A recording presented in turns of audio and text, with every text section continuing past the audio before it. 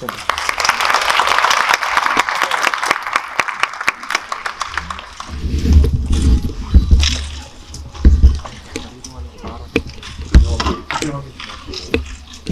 오늘 교실이 1시간 정도에 걸쳐서 진행될 예정이고요. 호흡하고 중반부까지는 저도 이제 두 분께 여쭤보고 싶은 게 너무 많아서 저랑 제가 여쭤보면서 두 분에 대해서 드릴 방식으로 진행을 하도록 하겠습니다. 그리고 뒤에는 한 10분 정도 여러분께 질문할 시간을 드릴 것 같고요. 말씀드린 대로 대화방에 들어오셔서 질문 남겨주시면 저희가 채택을 해서 제가 대신 질문 드리는 방식으로 진행하도록 하겠습니다. 이게 제가 알기로는 어제 이제 언론 공개 처음 하시게 되었고 첫 행사인 것으로 알게 되어 있는데요. 여기 앞에 끼워보는데 다 잘되는 걸로 안녕하세요. 이렇게 여러분을 다시 극장에 대해서 뵙게 돼서 반갑고 기쁩니다. 이런데 너무 너무 다다게.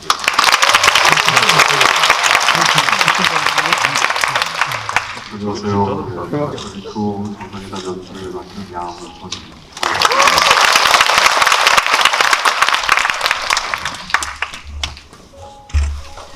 네, 강철비처럼 규모도 크고 여러 시즌에도 맡고 또 굉장히 시사적이고 하면서 단단한 영화를 이렇게 인사에 함께 할 수 있어서 굉장히 기쁘게 생각을 하고요. 자, 1편을 보신 분들이 많을 텐데 오늘 지금 2편을 여러분 주셨습니다.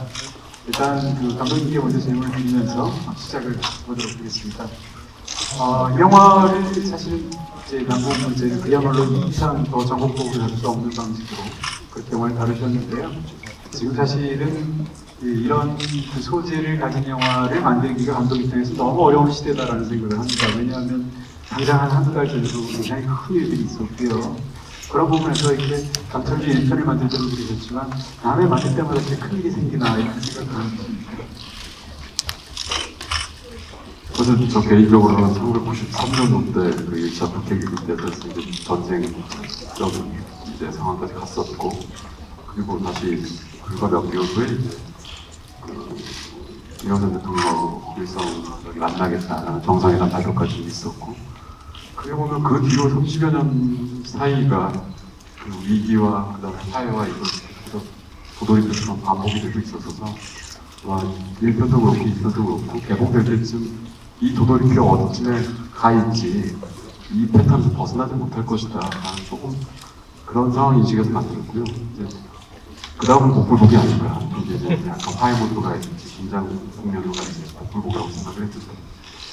그래서 부담보다는 어찌됐든 30년 동안 벌어졌던 일에 대한 통사적 접근을 어쨌든 제 POV로 삼고선 접근을 했기 때문에 그런 부분을 어떻게 압축해서 보여줄 수 있을지 그런 부분들을 우리 좀 많이 있었습니다.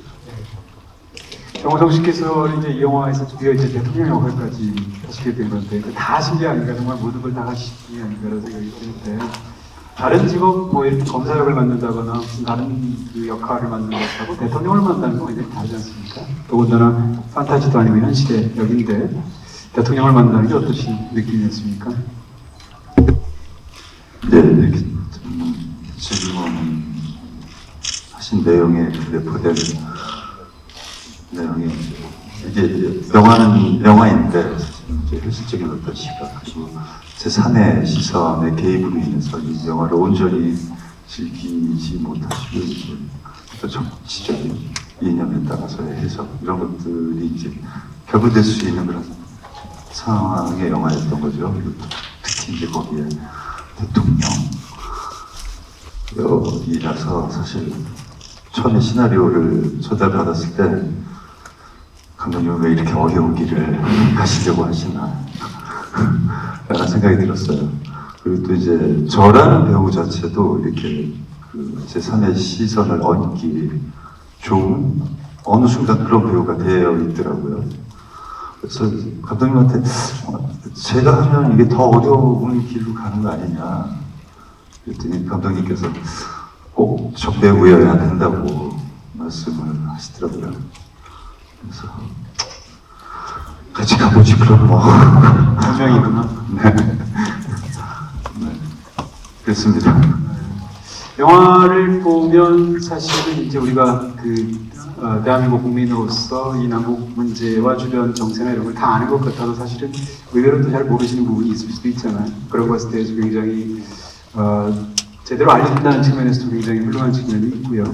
영화가 너무나 리얼해서 현실 정치나 현재 어떤 국제 정세를 그대로 우리가 보는 어떤 그런 실감이 있습니다. 근데 이 영화의 내용을 그렇게 실감 속에 뛰어들어서 보면서도 딱 하나 영화에 완전히 몰입하지 못하게 하는 하나의 진입장벽이 있다는 생각을 제가 했는데 그것은 정호성 씨의 외모입니다. 일단 이렇게 생기신 분이 대한민국 대통령이라는 걸 좀 믿을 수가 없고요. 그런 측면에서의 어떤 감독님 먼저 말씀을 듣고 싶습니다. 이게 말이나 되는 얘기인지. 네. 저는 뭐 아마 문성훈 선배님 기초로 말씀하셨던 것 같은데 배우라는 이제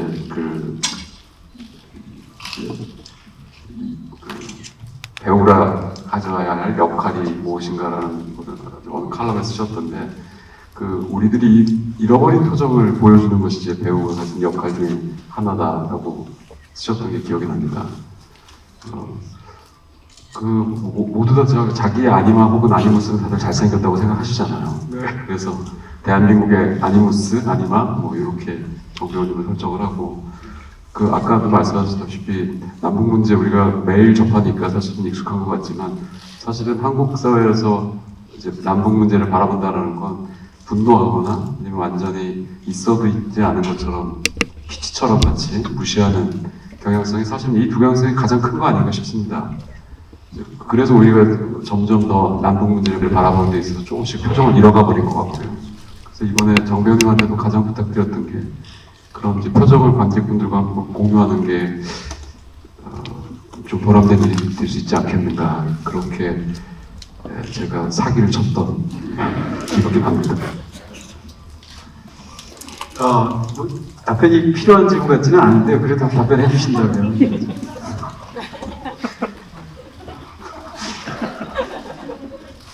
예, 어떤 캐릭터를 맡든지 이제 이 외피를 깨고 이제 그 외피 안에 있는 그 캐릭터의 인간의 모습을 보여드리는 게 늘 숙제인 것 같습니다. 이제 특히 한경재 대통령은 안구복시 차원에서 좋지 않아요?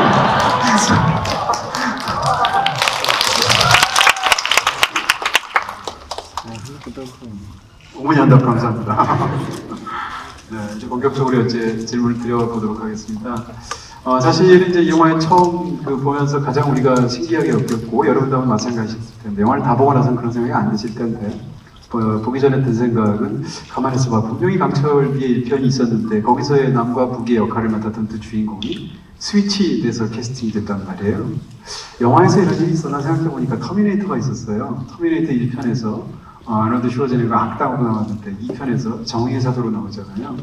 사실 거기에는 이 스타 배우를 써야 된다는 이유밖에 없거든요. 내적인 이유가 없는데 이 영화의 크로스 캐스팅은 얼핏 생각하면 굉장히 캐스팅의 어떤 테크닉을 보여주는 것 같기도 하지만 사실은 영화의 내용하고 굉장히 밀접한 생각이 있다는 생각을 하게 됐고요. 약간 역지사지 캐스팅 같은 이런 어떤 희대의 캐스팅 방식을 생각하시게 된 감독님의 생각을 듣고 싶습니다. 저는 어쨌든 개인적으로는 강철비 1과 강철비 2의 관계를 얘기할 때 상호 보완적 속편이다 이런 이제 말씀을 좀 드립니다. 원 같은 경우는 이제 만들 때 2017년 말쯤에 어쨌든 저는 전쟁에 버금가는 사태까지 갈 거라고는 예측이 됐었습니다. 시나리오를 쓰기 한 2년 전부터 아마 이때쯤 되면 필연적으로 어떤 사단이 나게 날 거다. 그래서 좀 강철비 1을 급하게 만들었던 기억도 나고 조금 절박한 심정으로 만들었던 기억이 납니다. 그리고 이제 이 영화를 좀 더 몰입하고 이해하기 쉽게 만들기 위해서 대한민국이 이 남북 문제에서 주도권을 줄 수 있는 유일한 카드는 뭘까? 심지어 주변국들조차도 대한민국에게 먼저 물어봐야 되는 상황이 뭘까? 라고 생각하니까 북의 어찌됐든 99%는 지도자 한 명이니까 그 지도자를 대한민국 정부가 손에 넣고 있으면 그럼 어찌됐든 간에 많은 건 대한민국 정부가 결정할 수 있겠구나 생각을 했어요. 그래서 그런 세팅을 가져오기 위해서 이제 강철비 원에 이제 부트다가 발생하고 엄철우라는 캐릭터가 이제 1호를 데리고 남으로 왔다. 이런 세팅이 앞에 한 20-30분 정도 세팅이 되고 그 다음부터 이야기가 진행되는데 현실에서는 사실은 이제 대미국도 그렇고 북도 그렇고 남북 문제나 진짜 이런 평화 체제 쪽에 대해서 결정권이 없죠. 왜 그러냐면 분단이 되는 데 있어서 우리 의견이 반영된 게 아니기 때문에 평화 체제로 간다든지 어떤 다른 시스템을 모색하는 게 현실적으로 불가능한 게 사실입니다. 근데 이제 강철위원회에서는 이제 그런 세팅을 했고 오히려 뭐 아시겠지만 충분 속담 중에 연출에 반은 캐스팅이고 마케팅에 반은 날짜 잡는 거라고 그런 말이지 않습니까? 그래서 캐스팅 어찌됐든 제가 이제 이 강철위 2의 캐스팅에 있어서 가장 큰 의미를 담는 연출의 웅변이 반은 담겨져 있는데 남북을 다 한번 바꿔서 오셔서 역지사지가 된다 한들 실질적으로 우리가 바꿀 수 있는 건 없다라는 걸 좀 역설적으로 말씀드릴 수 있지 않겠나 생각이 좀 들었고 그 반면에 실제로 강철위원회에서 CIA 지부장으로 나오셨던 조앤 마틴 영 맡으신 분이 이번에 강철위 2에서 그대로 미국의 부통령으로 나오시고 김명건 선생님이 맡으셨던 그 이홍장이라는 중국 국가안전부, 그러니까 미국으로 따지면 CIA 같은 국가안전부의 한국 지부장이 이번에 아예 주한 중국 대사로 오세요.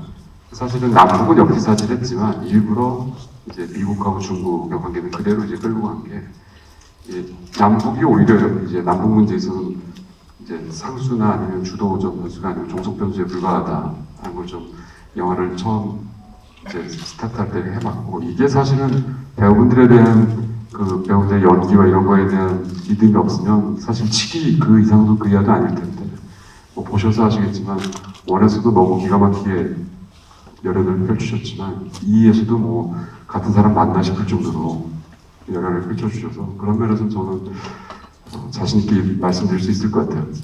어쨌든 제 연출의 반응이 이미 성공한 거 아닌가. 정호정 씨는 1편에서는 이제 그 두 개의 그런 의원 역을 맡으셨고 여기서는 이제 남측의 대통령 역을 맡으셨는데 이 두 역의 비교가 아마 연기를 하시면서 생각이 예전에 나셨을 거고요. 1편하고 비교해서 생각하시면 이번 연기가 어떠셨는지.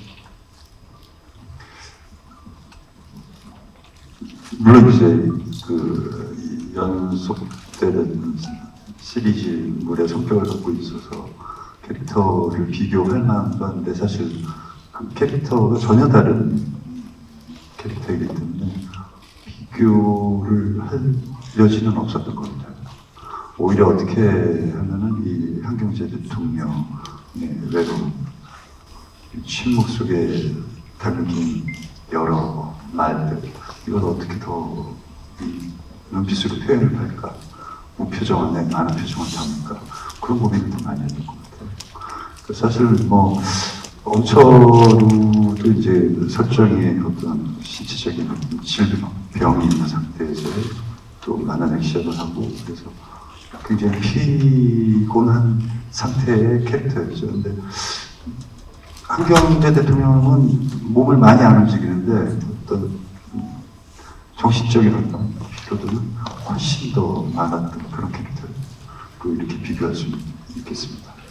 바로 이제 그 점인데 저야 이제 연기의 연자도 모르는 사람이지만 연기하기가 정말 어려웠겠다라는 생각을 하게 됩니다.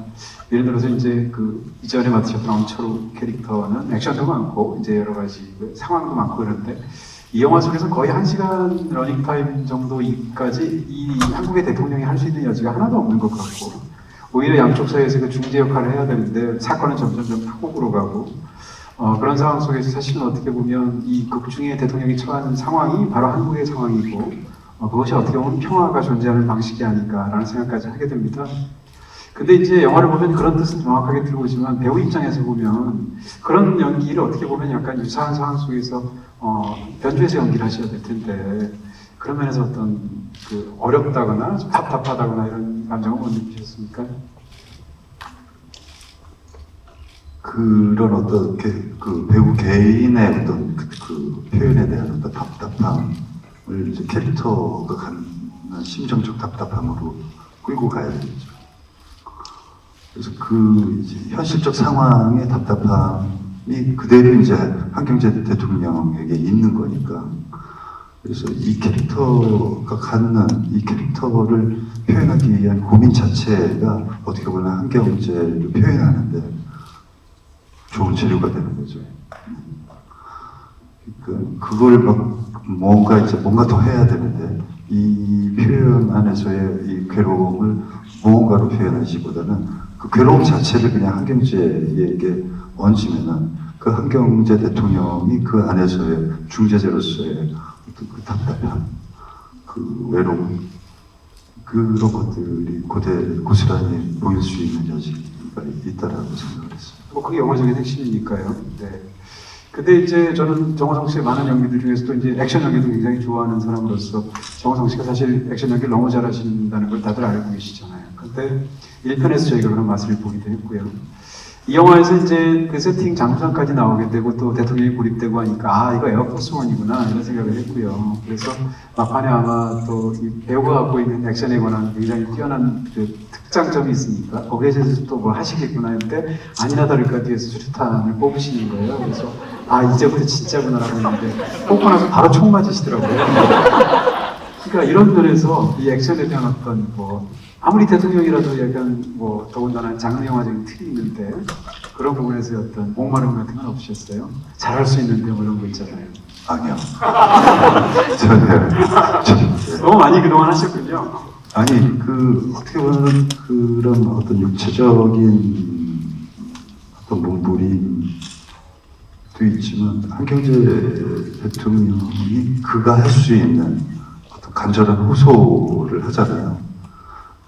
그게 더 저는 맞다라고 생각을 했고, 오히려 그 한경제 대통령스러운 어떤 그런 간절한 표현, 이런 게 어떤 액션보다도 더 여러분들에게 강렬하게 전달되길 바랬죠. 이 한경제 대통령을 만든 것에 대한 이제 감독님께도 이제 물어보고 싶은데 이 대통령이 이제 그 잠수함 속에서의 상황이나 이 삼국 간의 관계나 국제 정세 속에서만 그렇게 행동하는 게 아니라 집에서도 그러잖아요. 그 염정아 씨와 장면이 많이 나오지 않음에도 불구하고 이 부부관계에서 헤게모니를 누가 쥐고 있는지가 너무 잘 보이지 않습니까? 그래서 저 지금 그 면접 보하는 부분 좀 미리 외워두시기 이런 거 생각이 들기도 하고 이 인물을 굉장히 바른 캐릭터로 만들어주셨지 않습니까? 그러면서 이제 이 인물이 갖고 있는 굉장히 선한 면모, 그다음에 노력하는 어떤 면모 같은 걸 집중해서 만드셨는데 이런 한경제라는 인물을 만들 때 어떤 원칙 같은 게 있으셨다면 어떤 건가요? 뭐 오히려 그런 고지식함, 고지식함 같은 경우를 이제 한경제 대통령 캐릭터의 기반이라고 생각을 했습니다.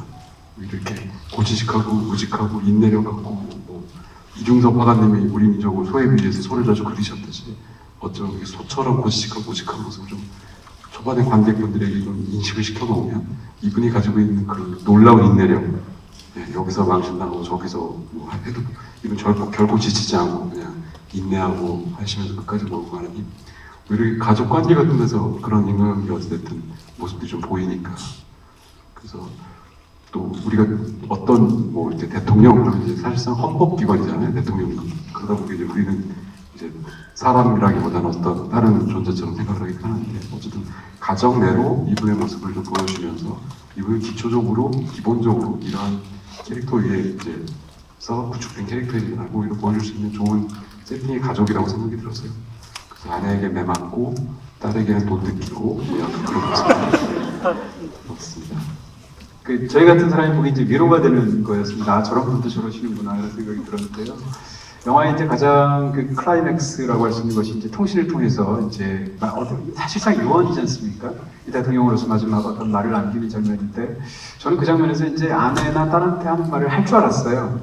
근데 그 말을 안 하는 게 이 인물답다라는 생각을 나중에 하게 됐고 그게 이제 굉장히 좋은 어떤 인상적인 착장 같이 저한테 느껴졌는데 이 장면 연기하실 때 뭐 어떤 생각이 드셨는지 당연히 시나리오를 보실 때부터 그 장면이 굉장히 중요하다고 생각하셨을 텐데요. 정호성 씨.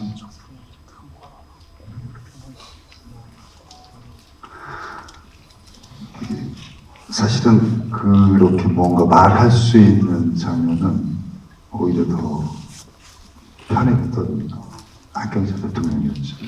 전반에 말 없이 계속해서 뭔가를 해야 되는, 그리고 계속해서 밀폐된 공간이니까 계속해서 다른 인물을 찍어도 계속 이렇게 뒤쪽이나 옆쪽에 있잖아요. 그러면서 끊임없이 뭔가를 해야 되는데 하지만 하지 말아야 되는 그런 연기들의 연속이었고 그 마지막에 그 어떤 장면을 만날 때 준비하지 않고 그냥 만나서 그 감정을 내가 쫓아가는 상황의 연기를 저는 주로 좀 하는 편인데 절대 이 감정이 그러니까 말씀하신 대로 마지막 유언이잖아요. 그러면은 이 개인적인 어떤 감정의 치받음이 있을 거란 말이죠. 하지만 이 사람은 공식적으로 무전에 대고 전 대한민국에 얘기하는 거기 때문에 그런 사적인 감정은 최대한 절제를 하자라는 마음으로 했던 거예요. 말씀 아까 드린 대로 그게 이제 한경재 대통령의 스타일인 거죠. 그 사람인 거죠. 근데 이제 이 영화는 또 그 장르적으로 본다면 이걸 일종의 액션 스릴러로 만약에 볼 수 있다면 영화는 이제 잠수함이라는 부대가 굉장히 중요하지 않습니까? 그때 그 잠수함이 갖고 있는 의미는 이제 차치하고라도 잠수함에서 영화를 찍는다는 것은 정말 쉽지 않은 일일 것 같고 더군다나 이렇게 큰 규모의 영화를 만드는데 굉장히 정적인 순간들이 오지 않습니까? 그 다음에 이 삼국 대통령이 정상이 좁은 함장실에 모여 있고 이런 상황들일 때 이런 그 잠수함, 그러니까 영화의 초반부에 진짜 국제무대부터 시작해서 생각부 열도에서 시작을 해서 이렇게 종에 묻힌 누비다가 중반 이후로 계속 잠수함 속에 들어가 있는 그런 폐소공포증을 우리가 느낀단 말이에요. 이런 그 잠수함이라는 쿠데타를 일으키는 어떤 그런 장소를 선택하시게 된 감독님의 생각을 듣고 싶습니다. 사실 이제 잠수함이라고 하는 이제 어찌됐든 병기지요. 잠수함이라고 하는 그 특정 사실은 스텔스 전투기가 요즘 이제 화두가 되고 있으면 잠수함이라는 것이 바다에서 일종의 스텔스기나 다름없는. 그러니까 심지어 지금의 기술이 많이 발전했다고 하더라도 실제로 이제 해군에 있는 분들은 잠수함을 찾는 가장 확실한 방법은 적이 우리를 공격하는 거다 라고 말을 할 정도로 사실상 잠수함을 찾아서 사전에 그 위협을 제거하는 건 굉장히 힘든 일이고, 그리고 이제 핵무기가 나오고 나서 대부분의 핵무기는 뭐랑 결합이 돼야 완성이 되냐면 사실은 잠수함에 미사일이 탑재된 형태로 완성되는 경우가 많이 있습니다. 그래서 북한의 핵잠수함이라고 하는 것은 어찌됐든 이제 북이 핵 시스템을 완성했다면, 그리고 실질적으로 핵잠수함이 실질적으로 취역이 된다는 건 그러면 그 나라를 공격하기가 좀 애매해집니다. 왜냐면 잠수함이 하나 살아서 돌아다닌다는 게 한 나라를 우리 설령 이제 본국이 초토화가 돼도 다른 나라 하나 정도는 초토화시킬 수 있는 힘이 있기 때문에. 그리고 아이러니도 가장 안전한 공간이기도 합니다. 태풍이나 이런 경우 때. 그리고 가장 좁은 공간이기도 하고요. 저희가 사실은 굉장히 이 잠수함을 실측을 해서 거기랑 비교적으로 만들었음에도 불구하고 어쨌든 실제 잠수함보다는 조금 더 클 수밖에 없었습니다. 촬영의 용이성을 위해서. 그리고 뭐 그런 얘기가 있더라고요. 남자들이 대부분 협상을 할 때 좀 넓은 공간에 들어가요. 남자들은 협상의 성공률이 좀 더 넓어진답니다. 같은 결론이라도 좀 더 넓고 시원하고 그런 데서 그렇고, 여성분들끼리 이제 협상을 하게 될 경우 오히려 좀 아늑한 분위기가 만들어지면 만들어질수록 협상 가능성이 높다고 하더라고요. 그럼 사실상 정상회담하기 가장 최악의 장소는 잠수함 함장실이거든요. 그래서 오히려 가장 아이러니하게도 협상이 만들어지기 거의 불가능에 가까운 좋은 결론이다 이건 힘든 곳에서 없고, 또 핵잠수함이 갖고 있는 그 위험성, 또 핵잠수함이 가지고 있는 은밀성, 이런 것들을 다 종합적으로 했을 때 이 세 분을 어디다, 예를 들어서 지상에다 가두면 미군이 와서 구출하는 건 시간 문제여서, 그렇게 되면 순식간에 이제 뭐 일종의 슈퍼 군인 영화가 되는 거여서 잠수함으로 들어가면 방법이 없지 않습니까? 그래서 잠수함을 세팅을 해서 잠수함으로 다 분이 들어가는 거고, 그리고 잠수함이라고 하는 좁은 곳이 어찌 보면 우리 한반도를 은유적으로 보여줄 수 있지 않을까 그 생각도 좀 해서 그래서 잠수함으로 들어가게 됐습니다. 잠수함도 그렇고 그 영화 속에 등장하는 이제 북위원장이 담배를 피는 설정도 그 담배 자체를 핵으로 보면 굉장히 흥미롭게 보이는 부분들이 있는 거죠. 그런 측면에서 영화가 굉장히 흥미로웠었고요. 사실 잠수함 영화라고 한다면 대한민국 제일 유명한 배우가 정우성 씨 아닌가 싶습니다. 정확히 제 기억으로 21년 전인 것 같고요. 유령이라는 한국에서 잠수함을 제대로 다룬 최초의 영화를 정우성 씨 주연으로 찍은 바가 있었죠. 그 당시에 또 기술적인 부분 때문에 굉장히 떠들썩한 스포트라이트가 있었고, 뭐 드라이버 웨시나 이런 방법들이요. 이번 영화에서 이제 다시 잠수함 하다 보니까 옛날 유령 생각도 나셨을 텐데, 아무리 그래도 이 좁은 공간의 세트이긴 하지만 이 폐소공포증이 느껴지는 환경 속에서 더군다나 영화의 상당 부분이 삼국 정상이 이제 함장실에서 하는 부분이잖아요. 뭐 슬랩스틱도 있고 코미디도 있지만 그런 연기 어떠셨습니까? 함장실에서의 연기? 유령은 기억도 안 나네요. 21년 전이에요. 그게 20세기 영화죠? 네. 1999년. 네. 어릴 때죠.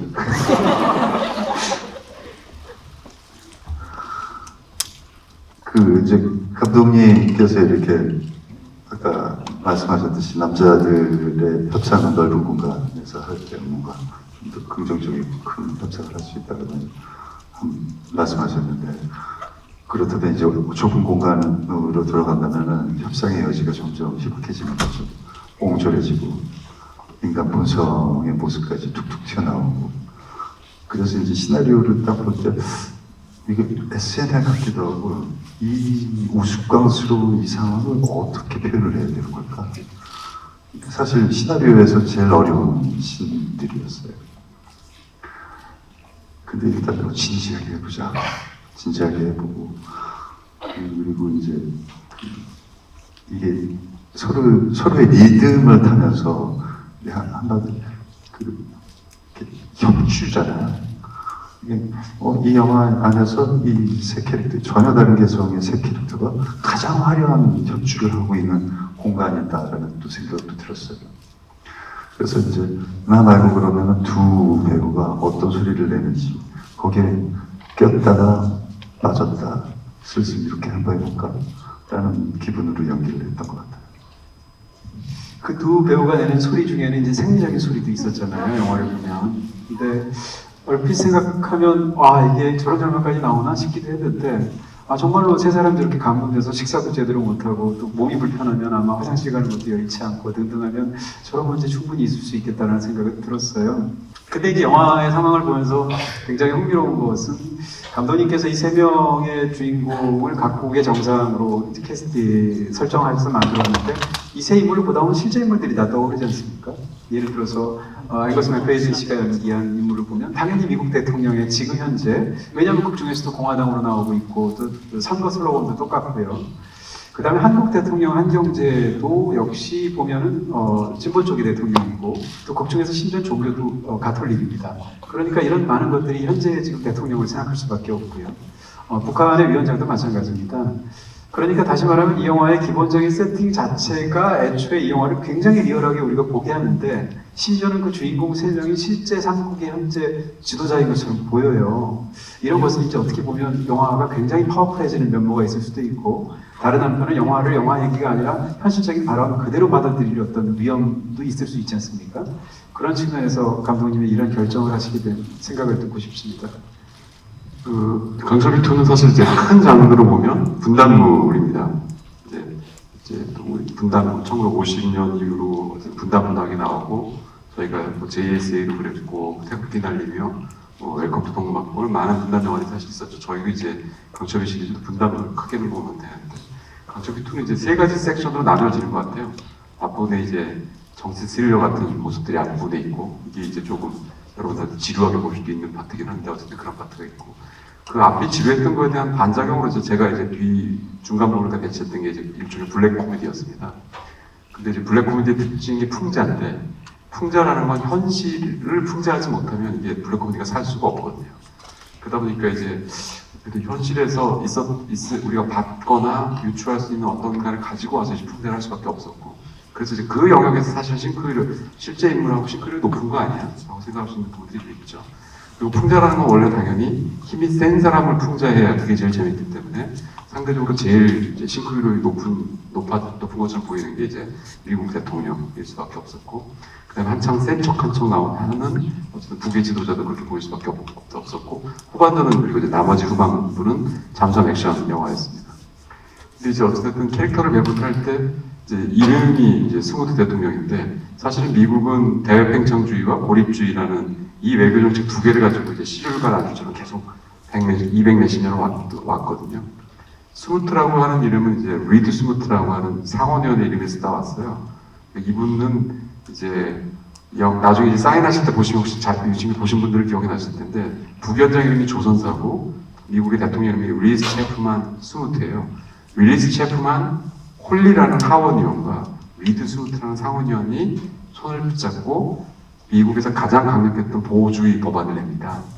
어찌 보면 그 가장 강력했던 미국의 고립주의 정책을 대표하는 사람들인 거죠. 그래서 실제로 지금 미국의 라인은 미국이 지금 오바마 행정부 이후로 쭉 고립주의 정책으로 가고 있는 게 사실이지 않습니까? 물론 이제 중국이 부상하면서 그에 대한 대응 때문에 조금 어쩔 수 나오긴 하지만 실제로 본질은 고립주의 정책으로 가고 있다. 그걸 이제 사실 좀 상징을 해서 이름을 가지고 왔고요. 풍자를 하다 보니까 어찌됐든 더군다나 이제 외국 배우분들은 확실히 그 풍자에 있어서는 더 우리보다 표현이 세시더라고요. 예, 그래서 이제 시나리오에 표현되는 것은 조금 더 앵거스 맥베이든 배우가 조금 더 직설적이고 조금 더 세게 표현을 잘 해주신 것 같고요.